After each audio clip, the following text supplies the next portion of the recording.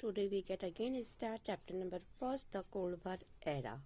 कि cold war era के अंदर आज हम पढ़ेंगे क्यूबा मिसाइल क्राइसिस कि what is Cuba missile crisis है। 1961 अप्रैल में सोवियत संघ के लीडर कुछ जनता सता रही थी कि अमेरिका के साम्यवादी द्वारा शासित क्यूबा पर आक्रमण कर देगा और इस देश की प्रेसिडेंट फिडेल कास्ट्रो का तख्ता पलट हो जाएगा। क्यूबा अमेरिका से लगा हुआ एक छोटा सा टापू है और क्यूबा का जुड़ाव सोवियत संघ यानी यूएसएसआर से था। सोवियत संघ उसे अपनी डिप्लोमेटिक और अपनी फाइनेंशियल सहायता उसे दिया करता था।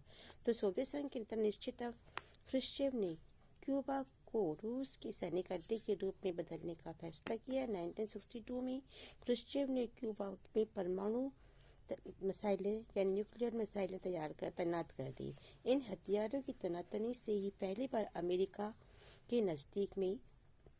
अमेरिका सोवियत रशिया के नजदीकी निशाने में आ गया। हथियारों की इस तनातनी में सोवियत संघ पहले की तुलना में अब अमेरिका के मुख्य भाग में जितना भी लैंडमास था उसके 2 गुने ठिकाने के ऊपर अपना हमला बोल सकता था।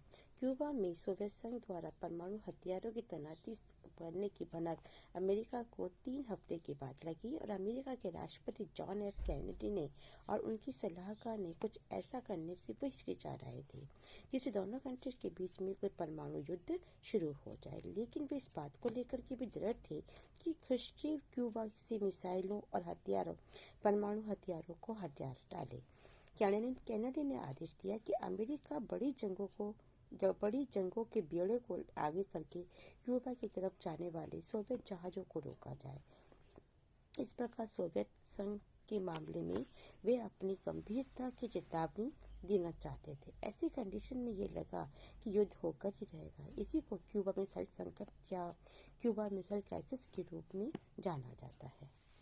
क्यूबा मिसाइल क्राइसिस जब इस समय अपने हायर पॉइंट पे था तो उस समय कोल्ड वार सोवियत संघ और अमेरिका और इसके साथी देशों के बीच में प्रतिद्वंदिता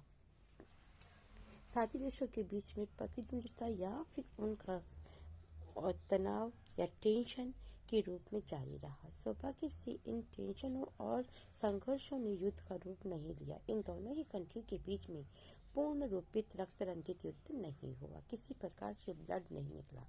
अतः दोनों सुपर पावर और उनके कोलिशन कंट्रीज युद्ध में संलग्न रहे और वे अपने अपने साथी की मददगार बने।